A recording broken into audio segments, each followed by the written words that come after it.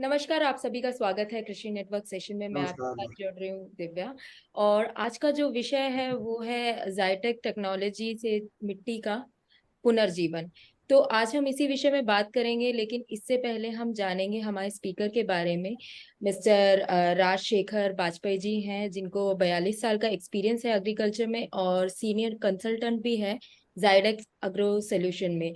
तो चलिए पहले हम उनका स्वागत करते हैं, उसके बाद हम सवाल पूछेंगे। स्वागत है सर आपका बहुत। नमस्कार। सर मेरा पहला जो सवाल है वो यही है, स्वस्थ मिट्टी के लिए क्या जरूरी है? अ, अगर बिल्कुल लेमैन भाषा में बात करी जाए दिव्या जी, तो जैसे एक मानव जीवन के लिए ज़रूरी होती है साँस, पानी ज़रूरी होता है, खाना ज़रूरी होता है, वैसे ही हमारे पौधे में भी जीवन है, उसको भी वही ज़रूरी है। अगर मिट्टी की बात करी जाए, तो जो पौधों में जीवन है, तो मिट्टी में भी जीवन है। तो वही उसको हवादार होनी चाहिए मिट्टी, उसमें साँस आनी चाहिए, उसमें वाटर होल्डिंग कैपेसिटी होनी चाहिए, पानी संग्रह की शक्ति होनी चाहिए, पानी सोखने की शक्ति होनी चाहिए, भुरभुरी होनी चाहिए। बेसिकली अगर देखा जाए तो एक चीज़ है। उसके बाद होता है न्यूट्रिशन, उसमें न्यूट्रिशन होना चाहिए। न्यूट्रिशन भी अगर देखा जाए तो दो तरीके से है। एक तो जो पड़ा हुआ है ऑलरेडी, वो कैसे कन्वर्ट हो रहा है इनसॉल्युबल से अनअवेलेबल न्यूट्रिएंट कैसे कन्वर्ट हो रहा है, और एक हो गया कि जो ऊपर से आप डाल रहे हैं। तो बेसिकली यही सब चीज़ें हैं जो ज़मीन के लिए ज़रूरी है। जी सर। सर मेरा दूसरा क्वेश्चन यही है कि आज की स्थिति में मिट्टी के संबंधित चिंताएं क्या क्या है? देखिए, जो चीज़ जो चीज़ें ज़रूरी हैं, जो चीज़ें ज़रूरी हैं वही हमारी चिंताएं हैं। अगर वो चीज़ अवेलेबल नहीं है, तो वो चिंताएं के रूप में कन्वर्ट हो रही हैं। तो इसमें थोड़ा सा एडिशन आप कर सकती हैं कि चूंकि हमारे यहाँ जो हमारे किसान भाई हैं वो अ, थोड़ा सा आज की डेट में देखा जाए तो एक्सेस यूज़ कर रहे हैं केमिकल फर्टिलाइज़र का, इम्बैलेंस यूज़ कर रहे हैं केमिकल फर्टिलाइज़र का। नतीजा क्या हो रहा है कि इम्यूनिटी ख़त्म होती जा रही है, तो दवाइयों का प्रयोग हो रहा है, तो उसका इम्पैक्ट भी ज़मीन में पड़ रहा है।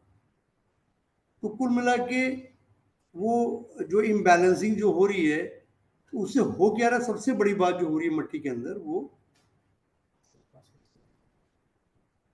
सबसे बड़ी बात जो हो रही है कि हम लोग उसमें कार्बन की मात्रा कम होती जा रही है, ऑर्गेनिक कार्बन की मात्रा कम होती जा रही है, जो सबसे बड़ा रीज़न है। जी। उसका कारण ये है कि वही ऑर्गेनिक कार्बन जो है भोजन होता है हमारे, जो मित्र जीवाणु होते हैं ज़मीन के अंदर जो होते हैं।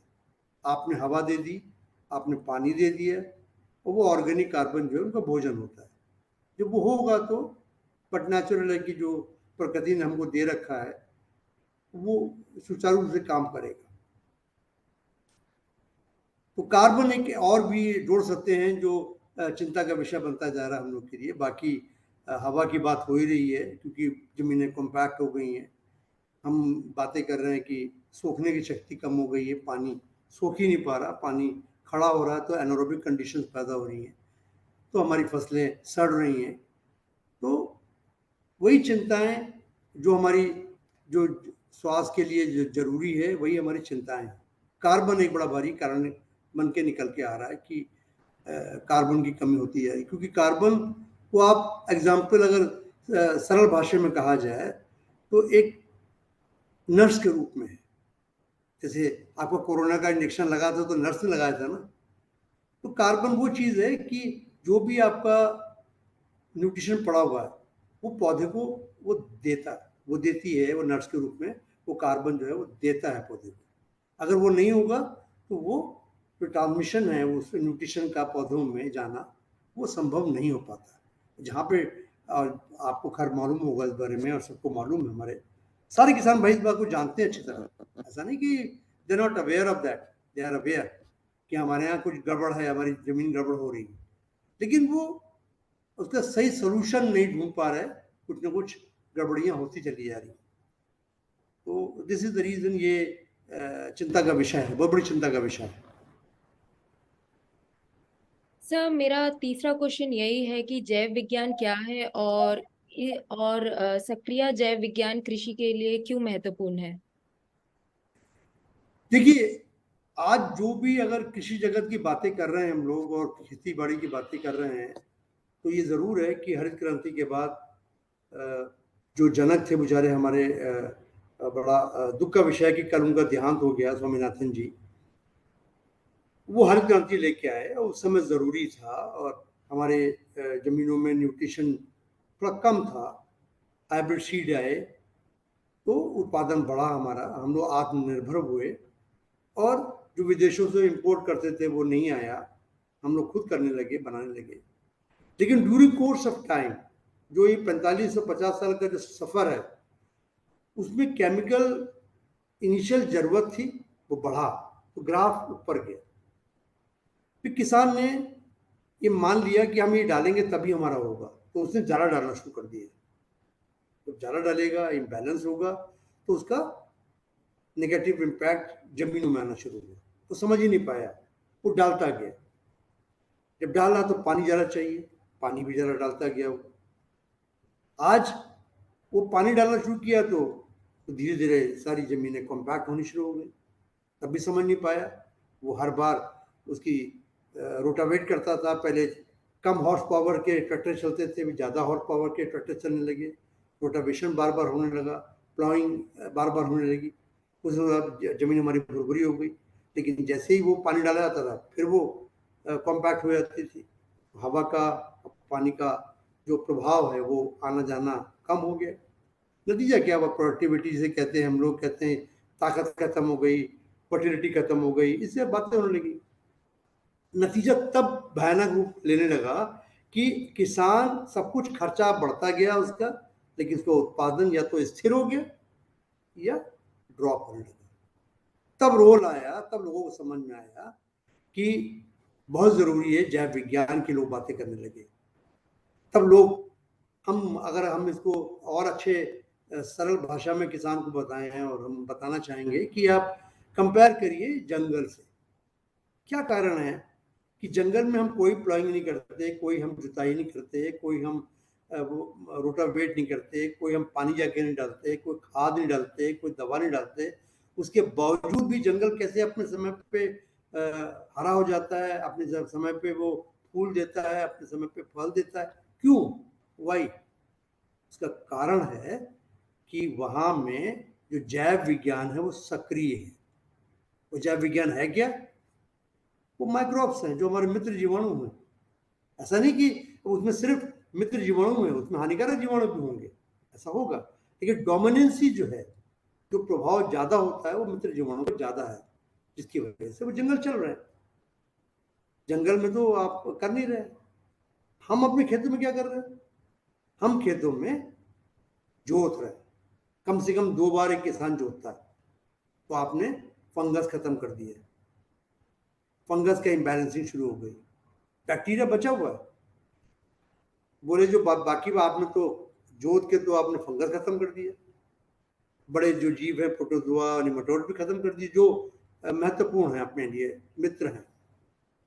बैक्टीरिया के लिए बोले अच्छा तुम बचे हुए हो, तो हम केमिकल डालते हैं। केमिकल डालना शुरू कर दिया, उसको खत्म कर दिया आपने, या बिल्कुल वो निष्क्रिय हो गए। तो जो प्रकृति ने हमको जो था उपहार, उसको हमने खुद अपने हाथों से खत्म कर दिया।